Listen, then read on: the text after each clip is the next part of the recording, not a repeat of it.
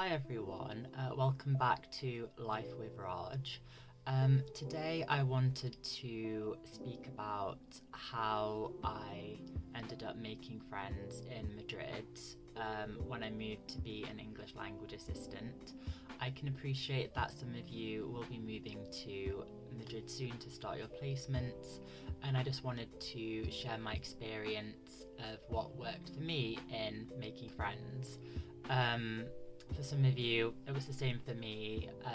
Moving to Spain, I didn't really know anyone, but yeah, I had to be quite proactive in what I did. So, the first piece of advice that I have is to use Facebook pages.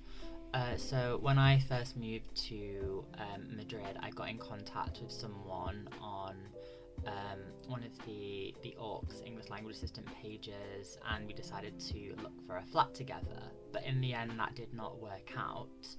But he put me into a group chat for other people looking to find accommodation in Madrid. And whilst in the end I didn't find accommodation with the people that were in that chat, someone decided that we should all meet and propose that we all have tapas or something, and I came along to that meetup, and that's how I met two of the closest people that I met whilst I was in Madrid.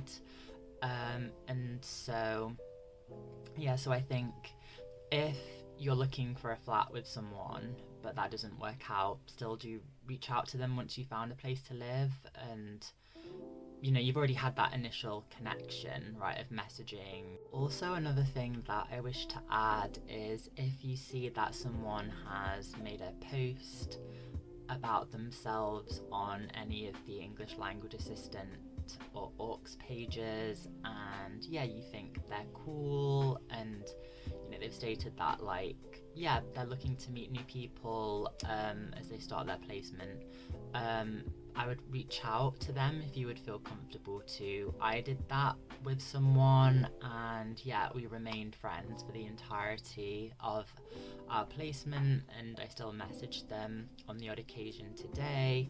Second piece of advice that I have is to go to language exchanges. Language exchanges are a really great place to meet people, as everyone there essentially wants to socialize. Whether that's speaking in a different language or just in general, just to meet people. And I made a couple of friends through going to a language exchange that weren't students, but I thought they were really nice, and I just wanted to hang with them afterwards. I think in Madrid, city life, this is not sponsored, but I used to go to the City Life language exchanges I think they used to be held in Sevilla, near the Sevilla metro station, and it was just a really good atmosphere to go to. So I'd recommend checking out the City Life website for their language exchanges, or maybe just look on some of the Orcs Facebook pages, as sometimes people will post about language exchanges that are happening. The next thing that I want to say is to get to know the other assistants at your school. Chances are that if you're an English language assistant, that there will be other language assistants at your school, and you will essentially be crossing paths with them on a day-to-day basis, or even working with them. And so it is really worth the effort to get to know them, and hopefully you'll become friends. Before I moved to Spain, I reached out to my coordinator, and I kindly asked them if they could pass me the details of the assistant that renewed, and they gave me some advice for accommodation. But when I started school, I knew, there is this person that I've been messaging with, and we already kind of knew of each other, so that definitely did help.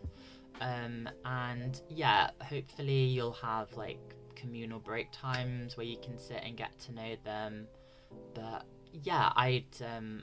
to be honest, if you're working with someone anyway on a regular basis, it's really worth getting to know them, as you'll be spending, a lot of time with them. The fourth thing is, I mean, if you're able to afford it, is to go to some form of class in the evenings or after school. So I attended Spanish language classes twice a week, and in those classes we were essentially a variety of expats are interested in the common goal of learning Spanish. And as those classes went on and we got to have discussions and give our answers, I got to know a lot of the people in my class quite well, and for some of them we hung out like after class, so we would speak after class, and like